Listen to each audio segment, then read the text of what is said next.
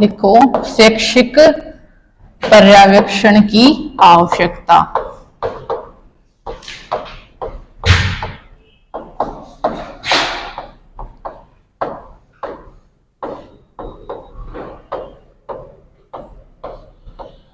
नया टॉपिक है ये, शैक्षिक पर्यवेक्षण की आवश्यकता। ठीक है, लिखना चाहो तो लिख सकते हो, बाद में लिख लेना। तो शैक्षिक जो शिक्षा होती है, जो उसका पर्यावरण होता है, उसकी आवश्यकता है या नहीं है। तो इसमें देखिए, वर्तमान युग में शिक्षा को विकास की नींव माना जाता है। यानी कि आज का जो युग है उसमें शिक्षा को क्या माना जाता है? हमारे विकास की नींव माना जाता है।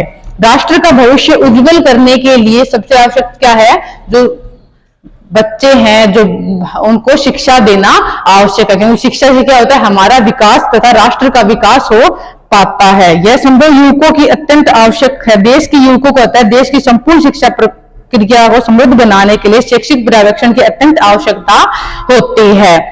देखो, किसी भी राष्ट्र के विकास के लिए या फिर अपने भविष्य के लिए, बालक के विकास के लिए सबसे इंपॉर्टेंट क्या है? सबसे महत्वपूर्ण या फिर आवश्यक चीज क्या है? शिक्षा। क्योंकि जब तक भी बच्चे के पास में, किसी भी व्यक्ति के पास में शिक्षा या फिर ज्ञान नहीं होगा, तब तक उसका विकास क्या संभव है? क्या नहीं है। जब किसी भी चीज का विकास के लिए अपन को उसकी शिक्षा का होना अति आवश्यक है। तो शिक्षा के विकास के लिए कौन कौन सी चीजें महत्वपूर्ण है? उसमें सबसे एक नंबर लिखिए, प्रशिक्षण महाविद्यालय। नंबर एक, प्रशिक्षण महाविद्यालय।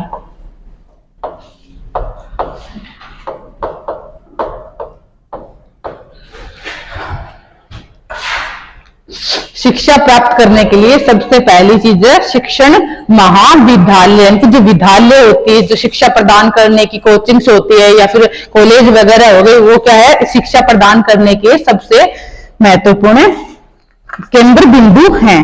तो पहला प्रशिक्षण महाविद्यालय। प्रशिक्षण महाविद्यालय में अनेक युवक युवतियां तथा शिक्षा प्रशिक्षण प्राप्त करते हैं, किंतु विद्यालयों की वास्तविक अवस्था में उनका परिचय नहीं होता है। तो एक विद्यालय के प्रधानाचार्य या पर्यवेक्षक को अपने ढंग से भी अध्यापकों को कुछ बातें बतलानी होती है। ठीक है, तो शिक्षण जो महाविद्यालय हो गया, स्कूल हो गया, कॉलेज हो गया, तो वो शिक्षा के लिए क्यों जरूरी है? पहला केंद्र कौन सा है शिक्षा प्राप्त करने का? कॉलेज हो गया, कोचिंग हो गया, फिर स्कूल वगैरह हो गया, प्रशिक्षण जहाँ पे शिक्षा प्राप्त होती है, वो क्या है? हमारा केंद्र बिंदु है शिक्षा प्राप्त करने का। ठीक है, तो इसके जो शिक्षा प्राप्त करने के जो पर्यवेक्षण है, वो पहला तो हो गया कॉलेज या फिर स्कूल हो गया। नेक्स्ट लिखो, शिक्षक वर्ग की तकनीकी सहायक। शिक्षक वर्ग,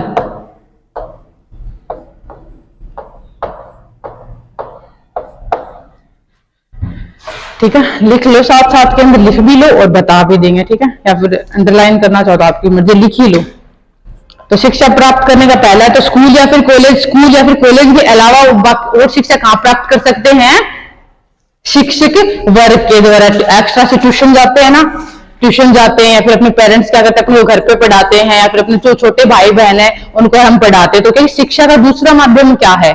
स्कूल या फिर कॉलेज के अलावा क्या आता है? शिक्षक वर्ग। शिक्षक वर्ग मतलब कोई शिक्षा तो कोई जो भी इंसान, अपना पेरेंट्स हो गया, अपना बड़ा भाई बहन हो गया, कोई स्कूल का टीचर है, उससे अपन स्कूल के अलावा बाहर की साइड पे अगर उससे शिक्षा प्राप्त कर रहे हैं तो किसमें आती है? शिक्षक वर्ग में आती है। क्योंकि जो भी अपन को शिक्षा दे रहे हैं, अगर अपने पेरेंट्स भी सुबह पढ़ के शाम को अपन को बता रहे हैं, पहले दिन पढ़ के अपन को कुछ भी सिखा रहे हैं, फिर अपना होमवर्क करवा रहे हैं, तो वो चीज क्या आती है?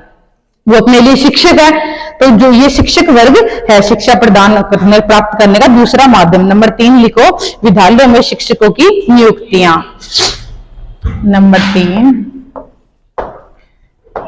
विद्यालय में शिक्षकों की नियुक्तियां। शिक्षकों की नियुक्तियां।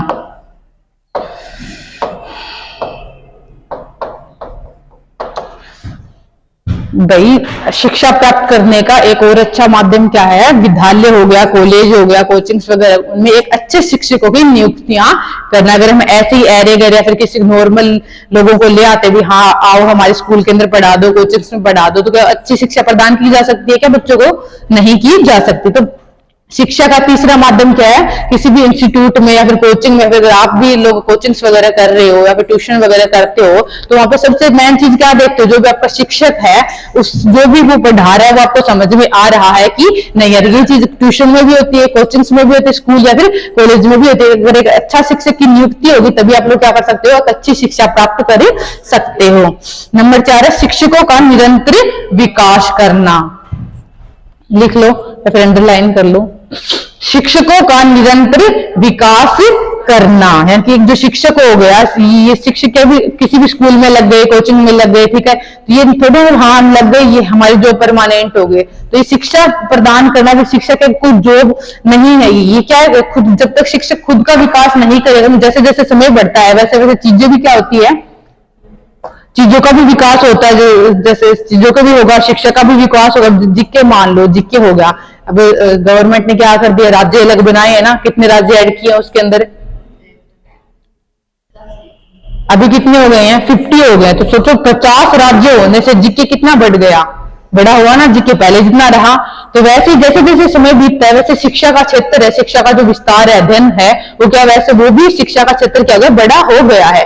तो शिक्षा अगर बड़ी हुई है, शिक्षा का क्षेत्र बड़ा हुआ, तो उसमें शिक्षा को बताने के लिए जो शिक्षक है उसका विकास भी तो होना जरूरी है ना। शिक्षक अगर वही एक बुक लेके रखेगा, बुक हो गई 4 हो गई, समय के हिसाब से शिक्षक अपनी पहली बुक लेके बैठा है, तो इसलिए शिक्षा, अच्छी शिक्षा प्रदान करने के लिए शिक्षक का विकास भी होना आवश्यक है। नंबर 5 लिखो, व्यवसायिक समस्याओं का निराकरण। लिख लो, आप बाद में नहीं लिखवाएंगे, साथ में लिखवाएंगे सबका अलग। नंबर 5 है व्यवसायिक शिक्षाओं का निराकरण, यानी कि जो शिक्षा को लोगों ने व्यवसाय का साधन बना रखा है। क्या करते लोग आजकल? स्कूल, कोचिंग, इंस्टीट्यूट किस लिए खोलते हैं भाई? कई लोग शिक्षा प्रदान करने के लिए खोले, लेकिन कई लोग अपने मुनाफे के लिए, अपने प्रॉफिट के लिए खोल रहे। शिक्षा को क्या बना दिया आज? एक व्यवसाय का साधन बना दिया है। जो शिक्षा पहले फ्री में दी जाती थी, अभी कुछ शिक्षा देने के जो उपकरण आते थे उन्हीं पैसों के अंदर दी जाती थी, वो आजकल क्या है? शिक्षा का लोगों ने व्यवसाय, किसी के भी स्कूल देखो आप, जैसे कोई स्कूल हो गया, कोचिंग वगैरह हो गया, अगर आप उनके हेड को देखोगे जिसके स्कूल या कोचिंग है, उसको तो शिक्षा का कुछ नहीं आता, फिर उसने वो चीज क्यों खोल ली है? व्यवसाय के लिए खोली, भी वो खोल देंगे, टीचर अलग से ले आएंगे, वो पढ़ा देंगे, अपने पैसे आएंगे। तो शिक्षा क्या हो गया आज के समय के अंदर? व्यवसाय का एक साधन हो गया है। नेक्स्ट है व्यवसायिक नेतृत्व की प्राप्ति। आधुनिक शैक्षिक पर्यवेक्षण जनतांत्रिक नियमों पर आधारित होता है। विभिन्न कार्यक्रमों का उत्तरदायित्व किस प्रकार निभाया जाए, इसका प्रशिक्षण शैक्षिक पर्यावरण की देता है। यानी कि जो व्यवसाय है उसका शिक्षा के अंदर नेतृत्व भी, कई लोग क्या करते हैं, व्यवसाय के लिए, पैसों के लिए शिक्षा करते हैं, लेकिन कई लोग जैसे भी फीस लेते हैं, ये बोलते फीस ज्यादा ले रहे हो, तो भी कई लोग उस चीज को क्या देखते हैं, कई स्कूलों के अंदर तो फीस ज्यादा लगती है अपन को, लेकिन उस चीज के पीछे जैसे 2 स्कूल हो गए, दोनों स्कूलों की फीस एक जैसी है, तो हमें क्या लगेगा भी ज्यादा फीस है, तो हम क्या सोचेंगे दोनों व्यवसाय के लिए करें, भी 40-50 हजार फीस थोड़ी ना थे। तो उनमें से एक स्कूल ऐसी होगी जो सच्ची में पैसों के लिए, व्यवसाय के लिए खोल रखी है, लेकिन दूसरी स्कूल में आप अगर उसके पीछे का कारण देखोगे तो आपको पढ़ाने के लिए जो टीचर आते हैं उनकी भी सैलरी होती है। वो डिपेंड करता है, ये किस चीज पे करता है, कि टीचर अच्छे होंगे इसका मतलब उसमें क्या शिक्षा के ऊपर ध्यान दिया है, आपको बैठने की व्यवस्था होगी, साथ में आगे बढ़ने के लिए उसके अंदर खेल कूद है, कई बच्चे अगर उससे निकले हैं, तो ये दोनों चीजें, शिक्षा का जो नेतृत्व है वो किस प्रकार से हो, व्यवसाय के रूप में भी हो रहा है, साथ में व्यवसाय के साथ में वो लोग आपको शिक्षा भी तो दे रहे हैं, आगे बढ़ने के लिए, आपका जो भविष्य है उसके लिए भी तो आपकी हेल्प कर रहे हैं। तो ये चीज आपके नेतृत्व के ऊपर डिपेंड करता है, आपकी नजर, आपका नेतृत्व किस प्रकार से किया जा रहा है। नेक्स्ट है शैक्षिक पर्यवेक्षण का महत्व, यानी कि जो शिक्षा है उसका जो पर्यवेक्षण है, उसका जो शिक्षा का महत्व है कि नहीं है। शिक्षा का परिवेश के अंदर, पर्यावरण के अंदर, शैक्षिक जो पर्यावरण होता है उसका महत्व है। स्वतंत्र भारत में विद्यालय शिक्षा का अत्यंत महत्व है। विद्यालय के शिक्षा भवनों में कल के नागरिकों का निर्माण किया जाता है। जो स्वतंत्र भारत है अपना, इसमें शिक्षा का क्या है, बहुत अधिक महत्व है। क्यों? क्योंकि विद्यालयों के अंदर एक जो नागरिक है उनका क्या किया जाता है, विकास या फिर निर्माण किया जाता है। विद्यालय के पाठ्यक्रम में विविध विषयों को अपनाया जाता है। जो विद्यालय का जो पाठ्यक्रम होता है, विद्यालय मान लो, कॉलेज मान लो, उनमें अलग अलग प्रकार के पाठ्यक्रम शामिल किए गए हैं। क्यों शामिल किए गए हैं उनके अंदर, बताओ भाई। जैसे आप लोग पढ़ते हो तो अलग अलग बुक होती है ना, एक ही बुक थोड़ी होती है, एक सब्जेक्ट थोड़ी ना होता है, उसमें कई सारे सब्जेक्ट होते हैं, अलग अलग पाठ्यक्रम होते हैं, अलग अलग बुक्स होती है, सिलेबस होते हैं।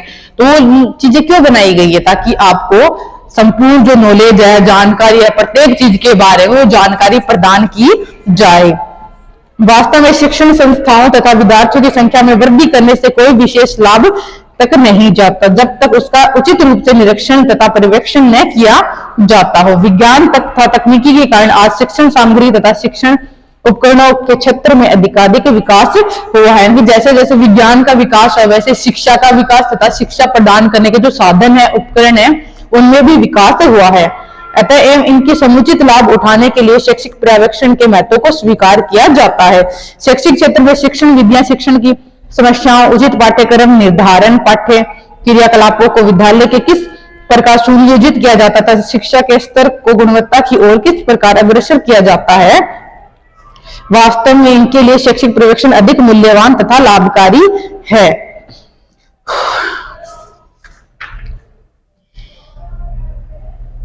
नेक्स्ट देखो, शैक्षिक पर्यवेक्षण की प्रकृति, यानी कि जो शैक्षिक पर्यवेक्षण है उसकी प्रकृति किस प्रकार है, महत्व क्या होता है, पता है आपको? कौन सा चैप्टर पढ़ रहे हैं? स्कूल संगठन यानी कि विद्यालय ऑर्गेनाइजेशन। तो इसके सिर्फ शिक्षा और शिक्षा से जुड़े हुए इंस्टीट्यूट, कोचिंग्स और विद्यालय। तो शैक्षिक पर्यवेक्षण यानी कि जहां शिक्षा दी जा रही है वहां की प्रकृति कैसी है। शैक्षिक पर्यवेक्षण शिक्षा के क्षेत्र में एक ऐसी प्रक्रिया है जिसमें शिक्षा की उत्तम व्यवस्था की जाती है। शैक्षिक पर्यवेक्षण की प्राप्ति अत्यंत गव्यात्मक होती है जो शैक्षिक स्तर को ऊंचा करने में सदैव सहायक होती है। शैक्षिक पर्यवेक्षण की प्रकृति की कुछ विशेषताएं का उल्लेख निम्नलिखित पंक्तियों में किया जा सकता है।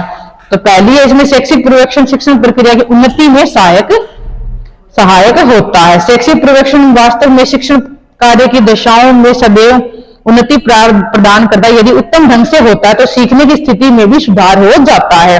अतः शैक्षिक पर्यवेक्षण के अंतर्गत जितनी नवीन विधियां अपनाई जाती है उनका उद्देश्य शिक्षा प्रक्रिया को उन्नत करना होता है। कि जो शिक्षा प्रदान करने की जो तकनीक की जो उपकरण हो गया, फिर किस जो प्रणाली होगी, किस हिसाब से शिक्षा दी जाती है, उनमें विकास होना, उनकी उन्नति होना।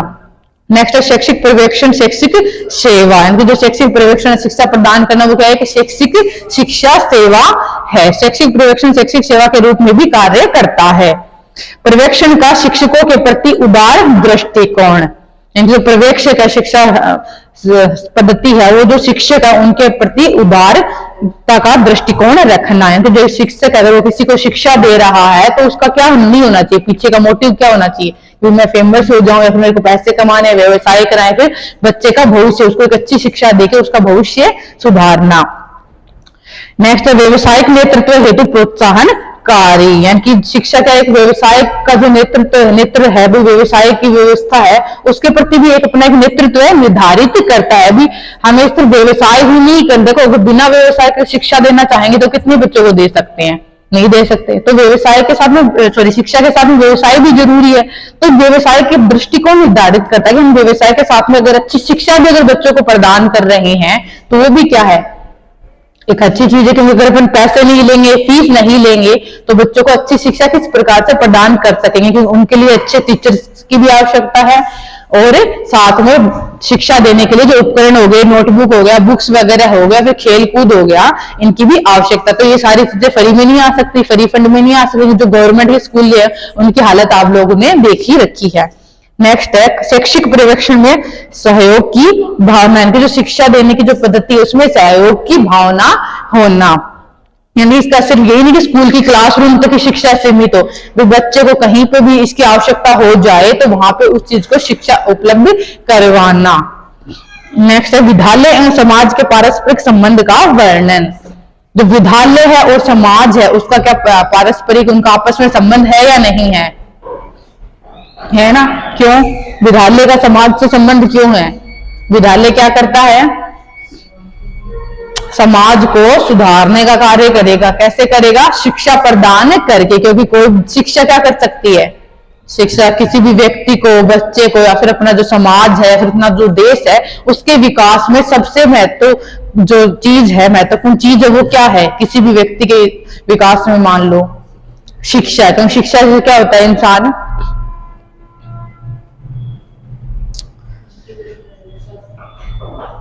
शिक्षा से क्या कर सकते हैं हम? अपना स्वयं का विकास कर सकते हैं, अपना भविष्य बना सकते हैं, अपना अंदर विकास होगा, अच्छी चीजें सीखेंगे, अच्छा भविष्य, अच्छा काम करेंगे तो अपनी जो फ्यूचर आने वाली पीढ़ी है उसको भी अच्छा भविष्य दे पाएंगे। तो इस हिसाब से अगर सभी शिक्षा प्राप्त करेंगे, अच्छे से चलेंगे, अच्छे से विकास करेंगे तो हमारे विकास के साथ में क्या होता है, एक समाज का विकास होगा, अपने समाज का विकास होगा तो क्या होगा, अपने देश का विकास होगा। जो विद्यालय तथा समाज के अंदर संबंध, शिक्षा शास्त्री अब इस बात को अनुभव करने लगे हैं कि यदि विद्यालय को समाज में प्रतिष्ठा प्रदान प्राप्त करनी है तो उसे समुदाय के लोगों में विद्यालय के कार्यों का सहयोग को प्राप्त करने के प्रयास करने होंगे। प्रत्येक समाज में अपने रीति रिवाज होते हैं, अपनी परंपराएं होती है, रूढ़ियां एवं आचार विचार होते हैं, उन्हीं के अनुरूप विद्यालय की कार्य पद्धति होनी चाहिए। समाज की आवश्यकता की पूर्ति करने के लिए विद्यालय कार्य करता है तथा समाज एवं विद्यालय आपस में मिलकर अपना कार्य विकसित कर सकते हैं। विद्यालय में सहकारी जीवन एवं नियोजन को सफल बनाने के लिए विद्वानों ने निम्न तर्क दिए हैं। तो देखो इसमें क्या है आया, जो समाज होते हैं उनकी अलग अलग परंपराएं होती है। समाज का मतलब ये नहीं है कि हम एक जगह एक गांव वाले या फिर एक शहर वाले एक समाज हो गए। वो समाज का क्या मतलब है, जो अलग अलग धर्म जाति के लोग हैं जिनका समुदाय होता है उनको क्या बोलते हैं, समाज बोलते हैं। तो उनके रीति रिवाज अलग होते हैं, ठीक है, कई रूढ़िवादी होते हैं, उनके संस्कार अलग होते हैं। तो शिक्षा स्कूल का क्या कर्तव्य होता है, सबके संस्कारों को, सबके रीति रिवाजों को एक साथ लेके चलना। कभी भी स्कूल में देखा जाए सिर्फ एक ही किसी एक समुदाय के लोगों को या फिर एक समाज के लोगों के रीति रिवाज के बारे में पढ़ाया जाता है, नहीं पढ़ाते ना। शिक्षा जब स्कूल में होते तो क्या सिखाया जाता है, कोई भी धर्म हो गया, जाति हो गया, लिंग हो गया, उन सभी चीजों को एक समान बताया गया है। सबका सम्मान करना चाहिए। भी खुद वाले का तो करो भी, कई लोग क्या करते हैं अपना जो धर्म होता है उसके ऊपर वो लोग कहते हैं यार मैं इस धर्म का क्यों हूं। तो अपना जो भी चीज होती है, अपना धर्म हो गया, समाज हो गया, समुदाय हो गया, उनके ऊपर अपने को अफसोस या फिर अपने हीन भावना रखना, वो चीज नहीं होनी चाहिए। खुद का जो भी है उसके ऊपर कॉन्फिडेंस रखो, ठीक है, लेकिन जो दूसरे का है उसके ऊपर भी तो अपन को क्या करनी चाहिए, रिस्पेक्ट करनी चाहिए उसकी भी। तो किसी भी स्कूल के अंदर इस प्रकार की शिक्षा नहीं दी जाती है, धर्म को, समाज को नहीं बांटा जाता है, सबको परस्पर के ऊपर समान रूप से देखा जाता है। नेक्स्ट WM रेबर, विद्यालय में सुश्रभट जीवन को विकसित करना एवं दीर्घकालीन व्यवहार और स्थिति रूप में इस बात की चेष्टा करने के लिए हमारे विद्यालय एवं वास्तविक समाज बन जाए। केवल मात्र ऐसे व्यक्तियों का समूह न रहे जो प्रतिदिन कुछ घंटों के लिए एकत्रित होते हैं, उनको निश्चित उपायों का प्रयोग करना पड़ेगा। यदि सहकारी जीवन का निर्माण करना तो सावधानी के साथ उसकी देखरेख तथा रक्षा करनी चाहिए। देखो इसमें देखा कुछ घंटों के लिए इकट्ठे, तो कई लोगों ने देखा कहीं पे लड़ाई झगड़ा हो जाता है तो थोड़ी देर के लिए इकट्ठा हो जाते हैं, देखते हैं और फिर चले जाते हैं। तो एक समाज समाज क्या होता है, ऐसा नहीं सोना कि लड़ाई झगड़े में देख रहे हैं जा रहे हैं, वो लोग क्या करते हैं अगर देखते हुए तो उस चीज को सुलझाने की कोशिश करते हैं, उस चीज को आगे दोबारा ना हो ऐसे कतक प्रयास करते हैं। नेक्स्ट है जॉनसन W फ्रैंकलिन, इसके अनुसार समाज के विभिन्न प्रकार की शिक्षा संस्थाओं को इसलिए स्थापित करता है कि उसके विचारों, भावों, आदर्शों, मापदंडों, क्रियाओं एवं परिपटियों आदि को आने वाली पीढ़ी को प्रदान कर सके। उसके सदस्यों में ऐसे ज्ञान, कौशल और आदतों का संचार करे जो उसके विकास के लिए आवश्यक। आधुनिक युग की मांग यह है कि आज विद्यालय को सामाजिकता की प्रक्रिया से दो प्रकार से सहयोग देने की अपेक्षा। एक तो यह कि विद्यालय में सामाजिकता की भावना का विकास करें तथा समाज को विद्यालय के कार्य संचालन के प्रति उत्तरदायी बनाए। इस संबंध में WM रेबर के अनुसार जब विद्यार्थी तथा अध्यापक गण एक साथ रहते हैं तो एक दूसरे के प्रति सामाजिक प्रकृति पैदा होती है। सब लोग सामान्य अनुभव में जितना भाग लेंगे और सामाजिक उद्देश्यों की पूर्ति करने की चेष्टा करेंगे, संस्था का सश्रेष्ठ जीवन उतना ही अधिक पनपेगा और विकसित होगा। विद्यालय द्वारा सामाजिक संबंधों का विकास करने से छात्रों के संबंध में माता पिता से पूर्ण सूचना प्राप्त हो जाती है। सामुदायिक संबंधों के कार्यक्रम के कुछ सुझाव। नेक्स्ट सामुदायिक जो संबंध है उनके कार्यक्रम के सुझाव। नंबर 1 पहले अध्यापक ने समुदाय से संबंध स्थापित करने के लिए क्या क्या प्रयत्न किए और उसकी किस प्रकार से प्रशिक्षण की आवश्यकता है। जो अध्यापक हो गया, ठीक है, उसने समाज से लेकर या फिर छात्र हो गए उनसे किस प्रकार से संबंध स्थापित किए हैं या फिर प्रयत्न किए हैं।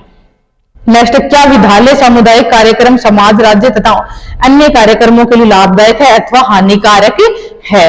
नागरिकों को किस विद्यालय की आर्थिक कठिनाई बतलाई जा सकती है। जनता विद्यालय के बारे में क्या जानती है। वह और क्या जानना चाहते हैं। जो जनता है, जो पेरेंट्स है अपने, वो विद्यालय के बारे में क्या क्या चीजें जानते हैं और क्या जानना चाहते हैं। विद्यालय किस प्रकार समाज के कुछ दलों का लाभ उनसे प्रभावित हुए बिना उठा सकता है। जो विद्यालय है, जो अलग अलग समुदाय है, समाज है, तो उनका लाभ, उनके दलों का लाभ उठा सकता है कि नहीं उठा सकता। अगर उठा सकता है तो किस प्रकार से उठाया जा सकता है। नेक्स्ट, सामुदायिक संबंध कार्यक्रम का गठन। सामुदायिक संबंध कार्यक्रम बनाने के लिए 5 बातों का ध्यान अति आवश्यक होता है। पहला है समुदाय के समूह की प्रकृति के अनुसार प्रचार सामग्री का इस्तेमाल करना। जैसे कोई भी स्कूल हो गया, शिक्षा हो गया, जैसे कोचिंग वगैरह हो गए, तो वो कौन से समुदाय के अंदर जाके फिर कहा, जैसे नहीं मोहल्ला होता है, फिर गांव होता है, शहर होता है, तो वहां पे अपनी जो स्कूल है, शिक्षा का प्रचार प्रसार किस प्रकार करते हैं। ये प्रवृत्ति के अनुसार प्रचार सामग्री का इस्तेमाल का। ऐसे नहीं भी हम जैसे अपने स्कूल का पंपलेट्स वगैरह हो गया तो वहां पे किसी एक समुदाय या फिर धर्म की चीजें नहीं छाप सकते ना। उसके बाद आपने देखा होगा नॉर्मल किसी भी कोई बिजनेस करते हैं वहां पे अपन अपने संस्कार या फिर अपने रीति रिवाज, धर्म, जिस भी देवी देवताओं को मानते हैं उनके फोटोज वगैरह लगवा सकते हैं। लेकिन जो एक शिक्षा होगा, स्कूल के जो पंपलेट्स वगैरह होंगे, स्कूल की जो भी सामग्री वगैरह होगी, वहां पे आपको ओनली सरस्वती माता के अलावा का किसी भी समुदाय या फिर धर्म से जुड़ी हुई कोई भी चीज मिलती है क्या आप लोगों को? नहीं मिलेगी ना। तो क्या अगर समाज का ऐसी सामग्री से प्रचार प्रसार करता है जिससे किसी भी समुदाय या जो समूह हो गया, संगठन हो गया, उनकी भावनाओं को ठेस ना पहुंचे, किसी भी एक समुदाय या संगठन को लेकर नहीं चलता है, तो उनकी प्रकृति के अनुसार ही प्रचार प्रसार का इस्तेमाल करता है। जनता के समक्ष किस माध्यम से तथ्य रखे जाएं, इस पर पूर्ण रूप से विचार करना। सामुदायिक संबंध, देखो जनता के सामने जो तथ्य है किसी बात को लेकर वो किस प्रकार से रखे जाए। देखो बात करने के भी 2 तरीके होते हैं, समझाना होता है। तो अगर एक भी पॉइंट, एक भी शब्द इधर उधर हो गए तो लोग उस चीज को कहाँ ले जाते हैं, धर्म जाति के ऊपर ले जाते हैं। तो उनके अपनी बातों के शब्दों को इस प्रकार से प्रकट करना ताकि किसी की भी धर्म, जाति, समुदाय, संगठन के ऊपर ना लगे। नेक्स्ट, समुदाय संबंध के लिए जो कार्य हो उनका उद्देश्य स्पष्ट व्यक्त किया जाए। किसी भी समुदाय हो गया, संगठन हो गया, उनके लिए जो भी कार्य किया जा रहा है उनकी भावना को, उनके उद्देश्य को क्या होना चाहिए, स्पष्ट होना चाहिए। जैसे थे नहीं डॉक्टर भीमराव अंबेडकर, तो उन्होंने क्या किया था, उनका भेद मिटाया था। तो उनका मानना, उनका उद्देश्य क्या था, सभी को एक समान करना। उनका उद्देश्य ये थोड़ी ना था कि जो SC ST वगैरह होते इनको जॉब लगाना, इनको आगे बढ़ाना। उनका उद्देश्य क्या था, सभी जाति धर्म को एक समान करना। दोनों लाइनों में डिफरेंस है ना, वे चीज तो एक ही, जो SC ST वगैरह हुए हैं उनको भी जॉब लगने के अवसर प्रदान किए गए हैं, शिक्षा प्राप्त की गई है, चीज तो एक ही है। लेकिन जो उनकी जो बात है ना कि सबको एक समान रखना और उन लोगों को जॉब लगाना, नौकरी लगाना, आगे बढ़ाना, दोनों में फर्क है ना। तो यही चीज इसके अंदर जो भी किसी भी समुदाय के लिए कर रहे हैं तो जो अपनी बात है ना वो उसमें स्पष्टता लाना। अगर वो ये बोलते कि इनको आगे बढ़ाना है, इनको नौकरी लगाना, तो वहां पे उनकी बात क्या हो जाती, गलत हो जाती। क्या लोग उनको सपोर्ट करते, क्यों नहीं करते, क्योंकि वो सिर्फ एक समुदाय या धर्म को लेकर आगे चल रहे होते। लेकिन अभी उन्होंने क्या किया है कि वो सबको एक समान माना है और साथ में उन्होंने क्या किया, इसके अलावा पिछड़े समाज को आगे बढ़ाने के अलावा और क्या किया था, ये तो छुआछूत हो गया या फिर उनको जॉब लगाना हो गया, शिक्षा प्राप्त प्रदान करने, इसके अलावा और क्या था वो। इसके अलावा आप लोगों के लिए कुछ नहीं किया, लेडीज के लिए किया ना, लड़कियों के लिए कितना कुछ किया है। लड़कियों इसमें शिक्षा सिर्फ ये नीची जाति वाले या फिर ऊपर ये जात पात करना यहाँ तक थोड़ी ना थी। शिक्षा क्या थी, लड़कियों के ऊपर भी तो पाबंदी थी ना। लड़कियां अगर किसी भी कास्ट से मान लो, छोटी या बड़ी कास्ट वाली लड़कियों को पढ़ाते थे क्या, नहीं पढ़ा देते। तो वो चीज कौन लेके आया, लड़कियों को भी पढ़ाना जरूरी है, भले वो किसी भी समाज या समुदाय की हो। वो कौन लेके आया था, भीमराव अंबेडकर लेके आए थे।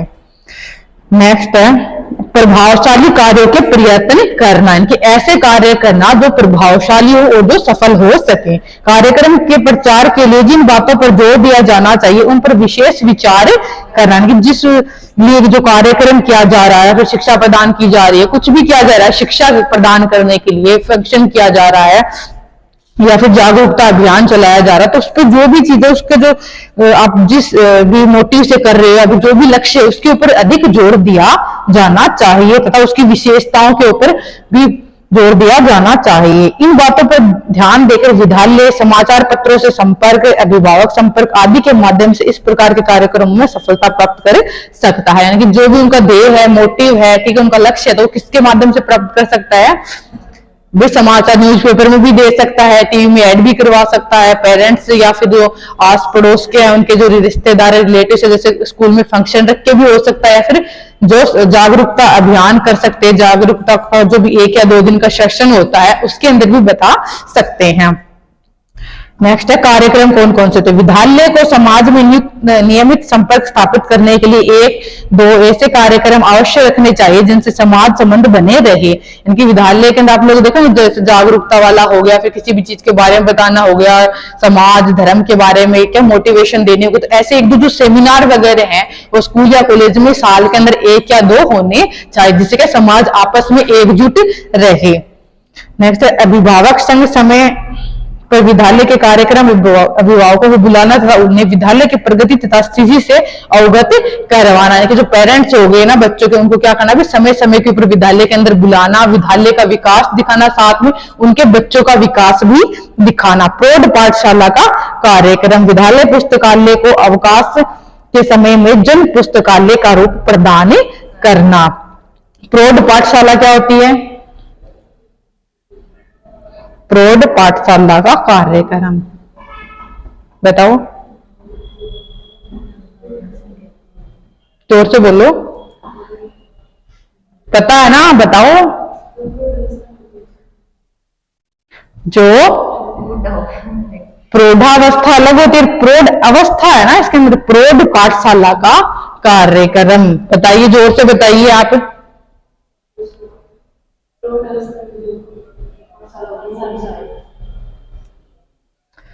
प्रौढ़ अवस्था, प्रौढ़ क्या होता है?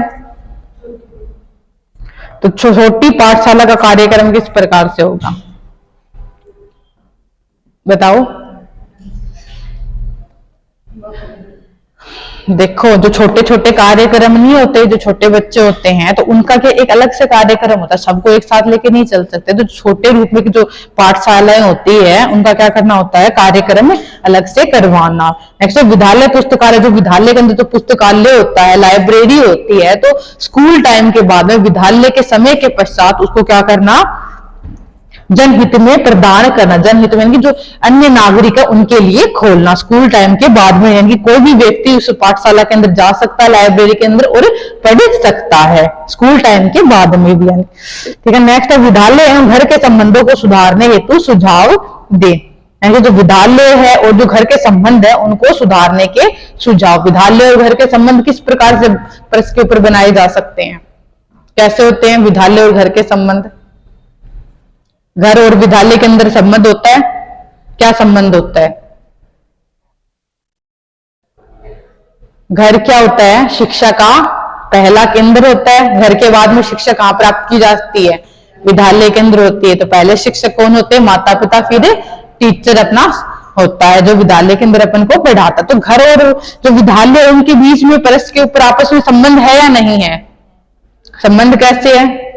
क्योंकि बच्चा घर से आता है, अगर वो अच्छे से तैयार नहीं होगा तो स्कूल के अंदर बच्चे उसको चिढ़ाएंगे या फिर टीचर उसको डांटेगा, पनिशमेंट करेगा, तो उससे क्या होगा? उसके मानसिक रूप में या फिर उसके दिमाग में अलग अलग नेगेटिविटी आएगी। तो वो कि अगर घर में ये मान लो कि कोई बच्चा ठीक अच्छे से इंटेलिजेंट भी है, लेकिन अगर उसके घर में लड़ाइयां झगड़े होते हैं, हर छोटी बात पे चिल्लाना वगैरह होता है, तो बच्चों के दिमाग पे इससे पड़ेगा कि नहीं पड़ेगा? अगर घर से अगर आप लोग लड़के आते हो, चलो आप लोग नहीं लड़ते लेकिन आपके घर वाले लड़ रहे होते हैं, फिर आप जब स्कूल के अंदर आते हो, शिक्षा लेने के लिए आते हो, तो आपका दिमाग कहाँ रहता है? आपका फोकस से पूरी रूप से शिक्षा के ऊपर होगा? नहीं होगा ना। आप लोग वो दिमाग वहीं घर पे रहेगा भी कौन लड़ रहा था, चिल्ला रहा था, क्या हो रहा था। तो इसलिए तो इसमें बच्चे के व्यक्तित्व का पूर्ण व सुसंगठित विकास हो सके, इसके लिए घर व स्कूल के मध्य अच्छे संबंध होना आवश्यक है। यदि बालक के घर का वातावरण स्कूल से विपरीत होता है तो इसका बालक के विकास पर प्रभाव पड़ता है। फलस्वरूप बालक सही व गलत की पहचान नहीं कर पाएगा, वह संदेशपूर्ण स्थिति में बना रहेगा। इसलिए घर व स्कूल के मध्य आपसी संबंध का होना अति आवश्यक है। इसमें पहला है व्यक्तित्व पर सकारात्मक प्रभाव, यानी कि स्कूल और घर के संबंध या फिर दोनों का माहौल वातावरण अगर अच्छा होगा तो उससे जो बच्चा है उसके व्यक्तित्व का विकास अच्छे से हो सकता है, उसके या फिर विकास में किस प्रकार से सकारात्मक प्रभाव आता है। विद्यालय व घर के मध्य अच्छे संबंध का बालक के व्यक्तित्व पर सकारात्मक प्रभाव पड़ता है। अगर स्कूल का माहौल अच्छा हुआ, टीचर अच्छे होंगे, अगर बच्चे कोई कमजोर है तो टीचर उसको डांटने या फिर उसकी क्लासरूम में बेइज्जती करने के बजाय उसको अच्छे से समझाए, ठीक है, तो क्या हो सकता है बच्चों को क्या लगे भी हाँ मैं अगर कमजोर हूं तो उसमें उसकी गलती थोड़ी होती है। तो ये बात अगर टीचर समझ जाए, बाकी बच्चों को भी समझाए और क्लासरूम में बाकी बच्चों को बोले भी इसकी हेल्प करो भी किसी ना किसी माध्यम से, तो बच्चा क्या नहीं करना चाहिए, उसको भी वो अनकंफर्टेबल नहीं होगा उस माहौल के अंदर, वो कंफर्टेबल होगा, उसको कॉन्फिडेंस, बच्चे के अंदर कॉन्फिडेंस लाना जरूरी है।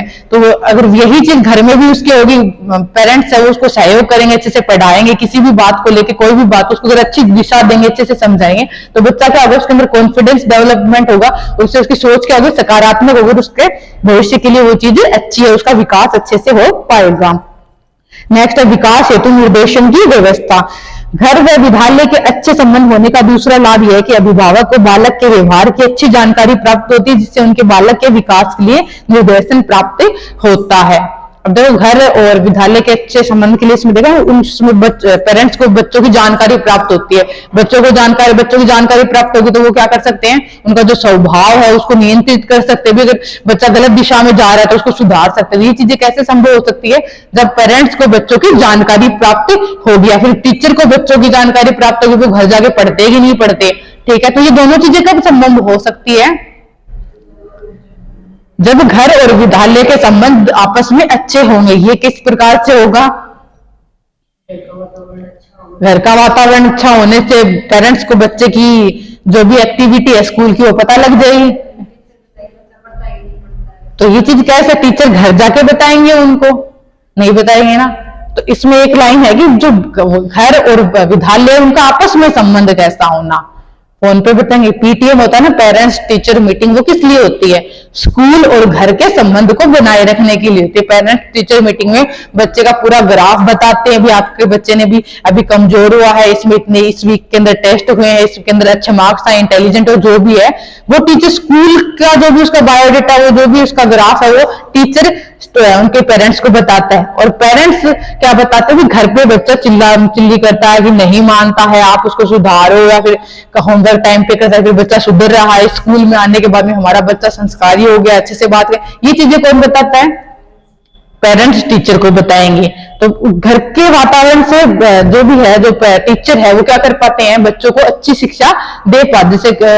जैसे किसी भी बच्चे की घर की स्थिति कमजोर है, ठीक है, और या फिर उसके घर में कई प्रॉब्लम्स वगैरह आई होती है, तो जिस वजह स्कूल में ध्यान नहीं दे पाता, अच्छे से पढ़ नहीं पाता, टाइम पे नहीं आ पाता, तो ये चीजें टीचर को पता ही नहीं है और वो बच्चे को डांटता रहेगा, तो क्या होगा, बच्चे का सकारात्मक जो उसकी सोच है उस पर प्रभाव पड़ेगा, वो उल्टी चीजें सोचेगा, उसको हीन भावना आएगी, वो फिर उसका दिमाग क्या जाएगा, उसका जो मानसिक संतुलन है उस पर प्रभाव पड़ेगा, मानसिकता पे प्रभाव पड़ेगा, मानसिकता पे पड़ेगा तो अच्छे से खाएगा पिएगा नहीं, उसको टेंशन रहेगी, जिससे क्या उसका शारीरिक विकास के अंदर भी उसके जो शारीरिक जो है वहां पे भी उसके असर पड़ेगा, ठीक है। तो ये चीजें पीटीएम, पेरेंट्स टीचर मीटिंग या फिर घर का विद्यालय का आपस में संबंध होना क्यों आवश्यक है, ताकि जब उसके घर का जो वातावरण से उसके टीचर उसको समझ पाए, पता है कि इसकी व्यवस्था खराब है तो उसको बार बार फीस के लिए टॉर्चर ना किया जाए, फिर कोई नोटबुक या बुक्स वगैरह है उसके लिए उसको टॉर्चर या फिर बार बार ना बोला जाए, ताकि वो क्लासरूम में अपनी बेइज्जती महसूस ना करे, ठीक है। नेक्स्ट है अच्छी आदतों का विकास। यदि घर या स्कूल में अच्छा समायोजन होगा तो उसमें अच्छी आदतों का विकास होगा, यानी घर में उसका वातावरण, स्कूल का वातावरण अच्छा होगा तो उसके अंदर अच्छी अच्छी आदतों का विकास होगा। समायोजन में सहायक, बालक घर में कम सदस्यों के साथ रहता है, जिसके कारण समायोजन घर में अच्छा रहता है। जब बालक विद्यालय जाने लगता है तो अध्यापकों, मित्रों व साथियों के साथ समायोजन करना होता है। तो विद्यालय से क्या होता है, विद्यालय और घर में समायोजन का विकास होता है, यानी कि एक तो कम व्यक्तियों के साथ में रहते, एक बहुत ज्यादा व्यक्तियों के साथ में रहते, तो वो कहते हैं समायोजन, यानी कि तो जो अधिक व्यक्तियों का समाज है, जो झुंड है, उनका संगठन है, उसके अंदर खुद को एडजस्ट करना। नेक्स्ट है समाज, बालकों के गुणों व अवगुणों की जानकारी प्राप्त होना। स्कूल व घर के मध्य अच्छे संबंध होने से माता पिता को अपने बालक के गुण व अवगुण की जानकारी प्राप्त होती रहती है, जिससे वे उन्हें सुधार सकते हैं। इसी स्थिति में अध्यापकों का सहयोग भी प्राप्त किया जा सकता है। यानी कि बच्चे के अंदर गुण है या फिर दोष है, जो भी उनके अंदर आ रहे हैं, अगर उनकी जानकारी उनके पेरेंट्स को होगी तो वो बच्चे को क्या कर सकते हैं, उन दोस्तों को दूर करके उनके अंदर एक दिशा प्रदान कर सकते हैं, उनके अंदर अच्छी क्वालिटी ला सकते हैं। अगर वो कोई भी बच्चा स्कूल घर पे शांत रहता है लेकिन स्कूल में आके क्या करता है, दोस्तों से लड़ता है, लड़ाई झगड़ा करता है, पेन खोस लेता है, पेंसिल नोटबुक जो भी उनकी फाड़ देता है, खोसता है, छीन लेता है, तो वो चीज क्या उनके अंदर गुण है, घर दोष है। घर पे वो शांत रहते तो पेरेंट्स क्या समझते हैं, हमारा बच्चा तो शांत है, लेकिन वो बाहर जाके ऐसी हरकतें करता है, उनके उसके अंदर ऐसे दोष आ जाते हैं। तो इन सारी बातों का अगर पेरेंट्स को पता होगा तो वो बच्चे को क्या करेंगे, अगर उनको पता नहीं है तो कैसे समझाएंगे, अगर उनको पता होगा तो बच्चे को समझा सकते हैं ये चीज गलत है या नहीं है। तो इस चीज के लिए पेरेंट्स क्या कर सकते हैं, टीचर की भी सहायता ले सकते हैं। पेरेंट टीचर को बताएंगे तो दोनों मिलकर हल निकालेंगे भी किस प्रकार से बच्चे को समझाया जाए ताकि वो ऐसी हरकतें दोबारा ना करें। नेक्स्ट, विद्यालय व घर के संबंधों को सुधारने हेतु सुझाव, यानी कि विद्यालय और जो घर के संबंध है वो उनको किस प्रकार से सुधारा जा सकता है, उसके लिए कुछ सुझाव। विद्यालय जिन उद्देश्यों की प्राप्ति के लिए प्रयत्नशील है उन्हें घर के सहयोग के बिना प्राप्त नहीं किया जा सकता है। निम्नलिखित उपायों को अपनाकर घर और विद्यालय के मध्य स्वस्थ संबंध स्थापित किए जा सकते हैं। विद्यालय, देखो विद्यालय का जो भी मोटिव होता है, लक्ष्य होता है, वो घर की जो अनुमति होती है, फिर घर के सहयोग के बिना वो पूरा किया जा सकता है क्या, नहीं किया जा सकता ना। क्योंकि विद्यालय शिक्षक तो क्या कर सकते हैं, बच्चों को शिक्षा दे सकते हैं, लिखवा सकते हैं, पढ़ा सकते हैं। उस चीज को पूरा कौन करता है, घर करता है, घर के पेरेंट्स करते हैं, ठीक है, घर का वातावरण करता है। तो इसमें पहला सुझाव, विद्यालय में बालक की प्रगति की रिपोर्ट समय समय पर घर को भेजनी चाहिए। यानी जो बालक की जो भी प्रगति है उसकी रिपोर्ट क्या करनी चाहिए, समय समय पर, वीकली, मंथली, ठीक है, घर पे भेजनी चाहिए। शिक्षकों को चाहिए कि अभिभावक की परिस्थितियों का सहानुभूतिपूर्वक विचार विमर्श करे। शिक्षकों क्या, अभिभावक की जो उपस्थिति है या फिर परिस्थितियां हैं उनको समय समय पर अपडेट करते हुए समय समय पर जाने तथा उनकी जो भी समस्याएं हैं उनको दूर करने के प्रयास करें, या फिर दूर करने के प्रयास के ऊपर विचार विमर्श। कई बच्चे की फीस वगैरह लेट आती है तो अगर उनकी परिस्थिति अगर आपको पता लग जाएगी तो आप क्या नहीं करोगे, उसको बार बार वो बात नहीं बोलोगे, आप उसको समझोगे, उस चीज के ऊपर विचार विमर्श करके बच्चों की फीस भी कम की जाती है और उनको थोड़ा समय भी दिया जाता है। नेक्स्ट, बालकों में विद्यालय व अध्यापकों के प्रति स्वस्थ व अभिवृत्ति विकसित करनी चाहिए।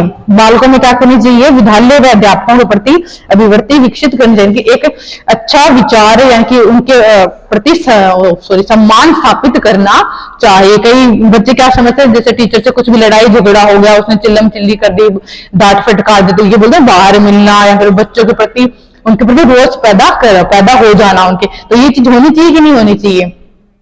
क्या अपने पेरेंट्स अपन को कुछ बोलते हैं तो अपन लड़ाई झगड़ा करते हैं कि नहीं करते, करते हैं, नहीं करते ना। पेरेंट्स अगर तो चांटा भी मार देते हम चुपचाप होके निकल जाते हैं। वही चीज अगर टीचर करता है तो उस पर गुस्सा करते हैं ना, वो चीज गलत है कि नहीं। टीचर तो अपन को शिक्षा दे रहा है फिर भी, तो क्या होना चाहिए, एक बच्चे को, छात्र को क्या अपने शिक्षक के प्रति, अपने जो स्कूल है, विद्यालय है, उसके प्रति क्या होना चाहिए, सम्मान रखना चाहिए, उनके प्रति रिस्पेक्ट होनी चाहिए। कई बच्चे नहीं तो आप लोग 11th 12th में होते हैं, जब उनकी फेयरवेल पार्टी होती है, फिर छुट्टी का समय होता है तो बेंच वगैरह तोड़ देते हैं, बोर्ड तोड़ देते हैं, चौक फेंक फेंक के मारते हैं, डस्टर मारते हैं। वो चीज सही है क्या? आपको मार पिटाई करनी है, स्कूल के बाहर करो, तो आपको स्कूल का सम्मान ही स्कूल के अंदर क्या बनाना चाहिए, अनुशासन बनाए रखना चाहिए। बेंच वगैरह तोड़ दो, किसकी बेंच, आप लोग, हाँ हमारी थोड़ी ना, स्कूल की बेंच है, ये बोल के तोड़ते हैं। उन पे बैठता कौन है, स्कूल वाले बैठते हैं। बेंच किसके लिए लाते हैं, छात्रों के लिए, बच्चों के लिए लाते हैं। तो वो चीज क्या है, उनको रिस्पेक्ट नहीं है, स्कूल की रिस्पेक्ट नहीं है, स्कूल का जो सामान है, जो उनकी शिक्षा का है उसकी भी रिस्पेक्ट नहीं। तो बच्चों के अंदर क्या है, शिक्षक के प्रति, ठीक है, शिक्षक की जो सामग्री है उसके प्रति तथा विद्यालय के प्रति रिस्पेक्ट होनी जरूरी है। नेक्स्ट, विद्यालय द्वारा आयोजित होने वाले कार्यक्रमों में अभिभावकों का सहयोग होना चाहिए। विद्यालय द्वारा जो भी आयोजन किया जाता है उसके अंदर जो अभिभावक होते हैं उनका सहयोग होना आवश्यक। जैसे खेलकूद हो गया या फिर कोई भी फंक्शन प्रोग्राम हो गया तो उनके अंदर आप लोग, कई पेरेंट्स होते हैं तो अपने बच्चों को खेलकूद भी नहीं जाने देते। क्यों नहीं जाने देते, बोल खेलकूद की क्या ही करेगा, हमें तो पढ़ाई करवानी है। तो हो सकता है वो बच्चा खेलकूद के अंदर आगे बढ़ जाए। आजकल नॉर्मल जॉब से खेलकूद के अंदर ज्यादा पैसे होते हैं, कमा सकते हो। तो ये चीज क्या पेरेंट्स नहीं देख पाते, वो सोचते हैं कि खेल कूद से क्या ही कर लिया, खेलना कूदना तो घर पे ही करता है, तो वो बच्चों को वहां आगे नहीं बढ़ने देते। इसके अलावा कोई फंक्शन वगैरह होगा, कई पेरेंट्स की सोच थोड़ी पिछड़ी हुई आज भी, तो वो अपनी लड़की हो गया फिर कोई लड़का मान लो उनको डांस करने देते हैं। कई लोग लड़कियों को नहीं करने देते, कई लड़कों को नहीं, डांस तो लड़कियां करती है, क्यों भाई लड़के भी तो कर सकते हैं, गलत थोड़ी है उस चीज के अंदर। तो ना डांस उसमें जो प्रोग्राम होता है उसमें भी हिस्सा नहीं लेने देते, नहीं पढ़ाई करनी, एक दिन खराब नहीं करना, ट्यूशन जाना, ये करना है वो करना है। तो ये चीज क्या होती है, जो जो पेरेंट्स होते हैं, जो घर वाले होते हैं, अभिभावक होते हैं, उनका जो विद्यालय के जो भी प्रोग्राम जो फंक्शन होते हैं उनके अंदर उनका सहयोग होना आवश्यक है। नेक्स्ट, प्रत्येक विद्यालय में अभिभावक और शिक्षक संघ स्थापित किया जाना चाहिए। जो प्रत्येक विद्यालय उसमें अभिभावक और शिक्षक संघ, इसका क्या मतलब है, दोनों का संघ गुट थोड़ी ना बनाना है वहां पे। जैसे एक क्लास का जो टीचर होता है वो किस किस जो पेरेंट्स होते हैं, अभिभावक होते हैं, उनसे मिलता है अपनी क्लास के बच्चों से, जहाँ पे वो फर्स्ट पीरियड देता है। तो ये क्या है, शिक्षक और विद्यालय का संघ हो गया। इतने पेरेंट्स आते हैं, उनको एक ही टीचर तो हैंडल करता है ना, बाकी सारे टीचर उसको हैंडल थोड़ी करेंगे, तो उनको क्या आपस में उनके संबंध अच्छे रहते हैं। शिक्षक का अभिभावकों के साथ व्यवहार सहानुभूतिपूर्ण होना चाहिए। शिक्षक का जो व्यवहार है, जो अभिभावकों के साथ है, पेरेंट्स है, उनके साथ कैसा होना चाहिए, सहानुभूति वाला होना चाहिए। ऐसे नहीं कि जो अभिभावक है वो शिक्षक के ऊपर चढ़ जाए, क्योंकि तुम्हारी वजह से हमारा बच्चा कमजोर हो गया, पढ़ता नहीं है, ये करने लगा, या फिर जो टीचर है वो अभिभावकों के ऊपर गुस्सा करेगी। चीज क्या होती है, गलत होती है कि आप बच्चे के ऊपर ध्यान नहीं देते, बच्चों को पढ़ाते नहीं है, ये नहीं करते, ऐसा नहीं होना चाहिए। दोनों का आपस में क्या होना चाहिए, व्यवहार सहानुभूति वाला होना चाहिए। इस प्रकार के शिक्षक अभिभावकों का विश्वास जीत सकेंगे। नेक्स्ट, विद्यालय द्वारा समय समय पर शिक्षकों, अभिभावकों व बालकों के लिए सामाजिक एवं सांस्कृतिक कार्यक्रमों का आयोजन किया जाना चाहिए। यानी विद्यालय के द्वारा समय समय पर शिक्षकों तथा बालकों के लिए, शिक्षक हो गया, बालक हो गया, उनके जो अभिभावक पेरेंट्स हो गए, उनके लिए क्या करना चाहिए, एक ऐसे कार्यक्रमों का निर्माण या फिर विचार करना, कार्यक्रमों को बनाया जाना चाहिए जिससे बच्चों को, शिक्षकों को, साथ बच्चों के जो पेरेंट्स होते हैं उनको भी क्या हो, समाज के प्रति या शिक्षा के प्रति जागरूक होने चाहिए। ऐसा नहीं कोई भी प्रोग्राम करे, जैसे 15 अगस्त वाला मान लो, या फिर बीच में कुछ भी जैसे ब्लड डोनेट वाला मान लो, ठीक है, तो वो जो चीजें करते हैं तो उसका एक मोटिव तो होना चाहिए। अगर कोई भी छोटा मोटा फंक्शन करें, ऐसे बॉलीवुड गाने लगा लेते, डांस कर लेते हैं, गाना गा लेते हैं, पोएम सुना देते हैं, ठीक है, जादू दिखा देते, तो उनके पीछे का लक्ष्य क्या है, मोटिव क्या है, नहीं सोचते ना। कईयों के पेरेंट्स आते हैं, नहीं आते, कई बच्चों को नहीं भेजते। पेरेंट्स क्यों नहीं आते, पता नाच गाना होगा, डांस करना क्या ही देखना, टीवी पे ही देख लेते डांस। तो कोई डांस हो गया, सिंगिंग हो गया, जो भी चीज आप कर रहे हो ना कार्यक्रम में, तो वो एक ऐसी होनी चाहिए जिससे मोटिव हो, उनको एक लक्ष्य ये दिखे, हाँ इस चीज का ये, इस चीज से ये हो सकता है, एक मोटिव होना जरूरी। आप कुछ भी कार्य कर रहे हो, ठीक है, तो ऐसे सांस्कृतिक कार्यक्रमों का करना चाहिए जिससे दोनों आपस में उनका क्या संबंध स्थापित हो सके। नेक्स्ट है, समय समय पर अभिभावक शिक्षक बैठक का आयोजन होना चाहिए। यानी समय समय पर पेरेंट्स टीचर मीटिंग होनी चाहिए। इस बैठक में बच्चों से संबंधित समस्याओं पर विचार किया जा सकता है, जैसे बाल अपराध, अनुशासन, कक्षा से भागने की आदत आदि। ठीक है, समय समय पर क्या होना चाहिए, पीटीएम होना चाहिए। भी कई बच्चे भाग नहीं जाते, भी इंटरवल के बाद में चले जाते हैं, दीवार कूद के चले जाते हैं, लड़ाई कर लेते हैं, अनुशासन भंग कर लेते हैं। तो इस सब के बारे में चर्चाएं कहाँ होती है, पेरेंट्स टीचर मीटिंग में होती है, जो उनको बताते हैं। नेक्स्ट है, शिक्षा में विद्यालय संगठन की भूमिका को स्पष्ट कीजिए। यानी जो शिक्षा है उसके अंदर जो विद्यालय है, विद्यालय संगठन है, उसकी किस प्रकार से भूमिका रही है। देखो, विद्यालय का कार्य किसी एक व्यक्ति द्वारा संचालित नहीं किया जा सकता है। विद्यालय संगठन किसी एक व्यक्ति द्वारा चलाया जा सकता है, या एक व्यक्ति ने विद्यालय खोल लिया, बहुत सारे बच्चे आ गए, उनको पढ़ा भी रहा है, एडमिशन भी करवा रहा है, घर से ला भी रहा है, भेज भी रहा, नहीं होता ना। तो उसके अंदर क्या एक व्यक्ति के द्वारा नहीं होता है। विद्यालय में छात्र, अध्यापक, प्रधानाचार्य एवं अन्य कर्मचारी, संरक्षक अधिकारी तथा वही व्यक्ति अपना स्थान रखते हैं। विद्यालय इन सभी व्यक्तियों के विचारों का समूह होता है। विद्यालय की विभिन्न प्रकार की भूमिकाओं के संबंध में विद्वानों ने अलग अलग ढंग से विचार किया है। इस संबंध में कुछ विचार को तथा उनके द्वारा विद्यालय का स्वरूप निम्न प्रकार निर्धारित किया है। विचारक विद्यालय संगठन का रूप, पहला बेवर तथा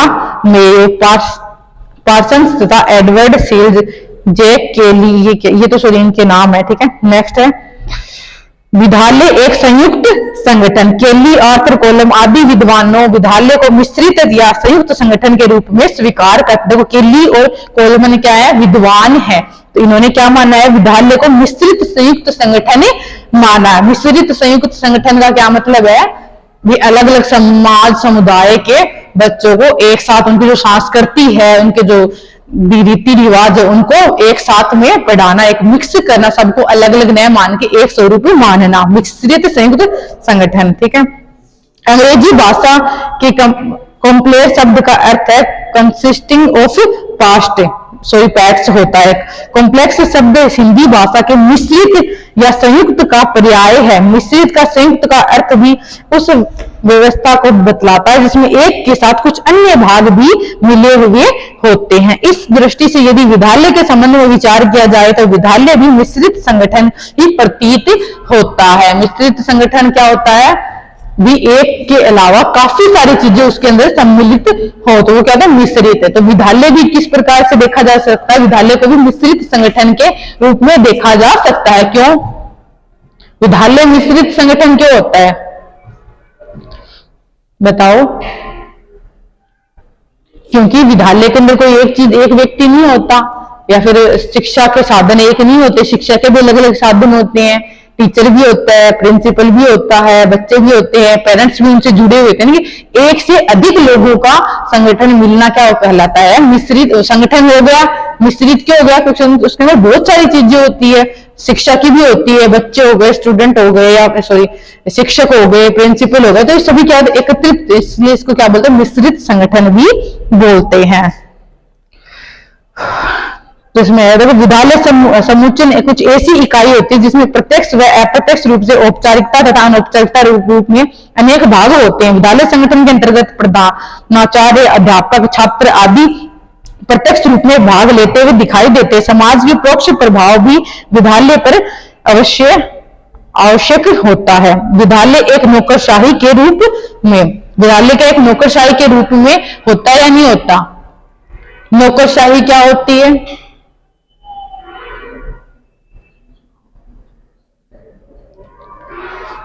पढ़ा होगा स्कूल वगैरह में, नौकरशाही क्या होती है? गुलामी करना। नौकर क्या होता है? नौकर तो काम ही करता है, गुलामी करता है। तो विद्यालय क्या है, एक नौकरशाही के रूप में है या नहीं है? नहीं है, बताओ भाई। विद्यालय को किस रूप में देखा गया है? नौकरशाही के रूप में देखा गया। क्यों देखा गया है विद्यालय को नौकरशाही के रूप में? वो बच्चों को शिक्षा देता है, उनके भविष्य के लिए अलग अलग अथक प्रयास करते, तो वो चीजें किस में आती है? वो नौकरशाही का मतलब ये नहीं कि वो उनको पैम्पर करता है, घर स्कूल में लाके उनको काम करता है, ऐसा थोड़ी ना करता है। उनके कपड़े प्रेस करता है, ये चीजें थोड़ी करता है, लेकिन उनके भविष्य के लिए उनको अच्छी शिक्षा प्रदान करता है, उनको शिक्षा देने के लिए अलग अलग प्रयास किए जाते हैं। तो ये चीजें किसमें आती है कि नौकरशाही में आती है। वो हर चीज के दो पहलू होते हैं, दो, एक नकारात्मक हो गया, एक सकारात्मक है। नकारात्मक तो ये मान लो उनको लाके उनकी खातिरदारी की जाती है, उनके काम किए जाते हैं, ये तो क्या हो गया जो नौकरशाही। तो ये नकारात्मक होता है। सकारात्मक है उनके अच्छे भविष्य के लिए अलग अलग प्रयास करना, अलग अलग तरीकों से उनके अंदर शिक्षा प्रदान करना। तो विद्यालय को क्या माना गया, एक नौकरशाही के रूप में भी देखा गया है। प्रशासन के क्षेत्र में नौकरशाही तंत्र का भी एक प्रमुख स्थान होता है। जर्मन समाजशास्त्री बेवर ने तो कहा है कि नौकरशाही कर्मचारियों से संबंधित प्रशासन तथा संगठन भी अधिक सफल होता है। विद्यालय के वातावरण को देखने की सूक्ष्म बातों का इतना अधिक ज्ञान भी नहीं होता जितना कार्यक्रम के कार्मिकों तथा कार्यालय अधीक्षकों को होता है। विद्यालय में पद क्रमबद्धता का प्रचलन भी नौकरशाही तंत्र को दृढ़ बनाने में सहायक होता है। शिक्षा विभाग में यह तंत्र इस प्रकार से देखा जा सकता है।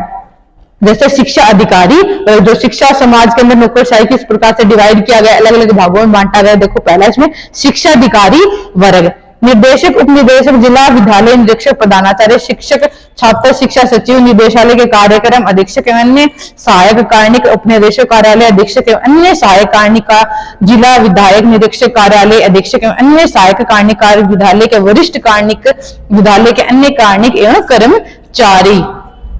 ठीक है, ये तो क्या हुए अधिकारी वर्ग के हो गए शिक्षा के अंदर। फिर शिक्षा विभाग के कार्य विभाजन की दृष्टि से उपयुक्त वर्गीकरण में कुछ अन्य कर्मचारियों को भी सम्मिलित किया गया है। ये शिक्षा विभाग के क्या कर्मचारी हैं इतने सारे, आपको पता होना चाहिए कि सचिव, शिक्षा सचिव कौन होता है, फिर सहायक कौन होता है, कार्मिक अधिकारी कौन, लेके ऊपर से लेके सूची होती है इनकी, जो शिक्षा विभाग के मंत्री होते हैं।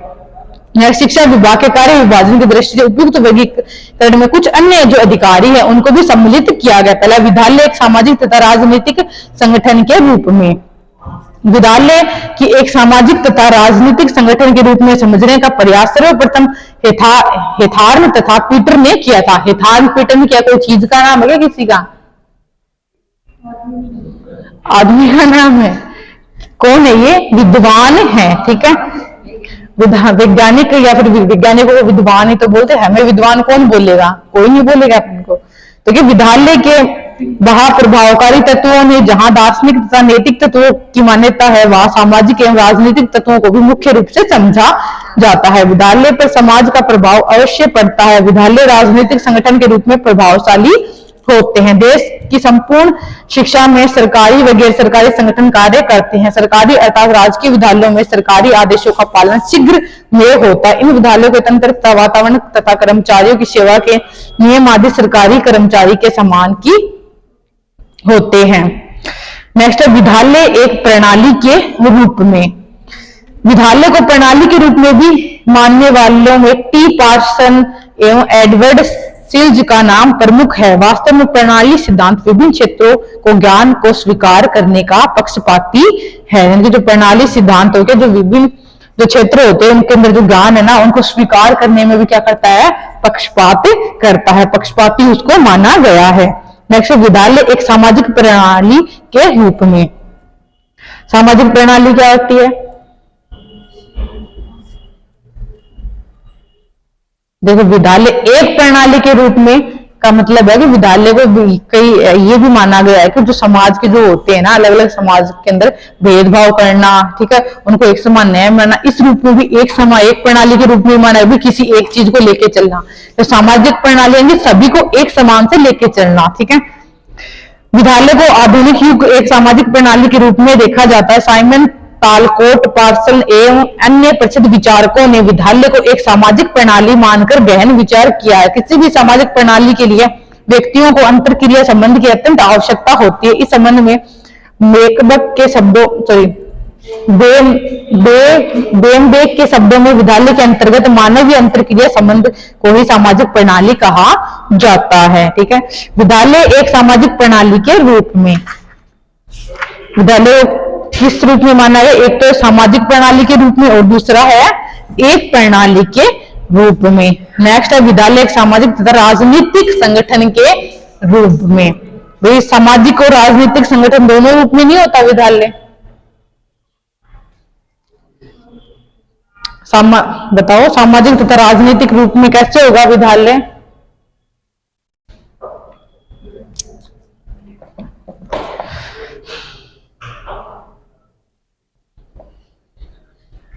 देखो, सामाजिक तो होगा शिक्षा प्रदान करना सबको साथ, लेकिन राजनीतिक का क्या होता है?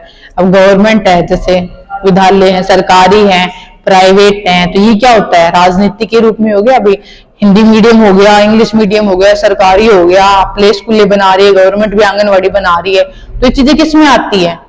जब शिक्षा ही देनी है तो सारी शिक्षा क्या एक प्रकार की होनी चाहिए? तो सारा इंग्लिश मीडियम करो, सभी हिंदी को हटाओ या फिर हिंदी मीडियम करो। अब सरकारी भी अलग हो गया, प्राइवेट लोग अपना राजनीतिक अपने स्कूलें खोल रहे हैं, कोचिंग खोल रहे हैं, कॉलेजें खोल रहे हैं, तो विद्यालय क्या होगा? सामाजिक के साथ में राजनीतिक प्रणाली भी हो गया, ठीक है। काफी है, होता है, थोड़ा बोरिंग सा हो गया, पोज करना इसको।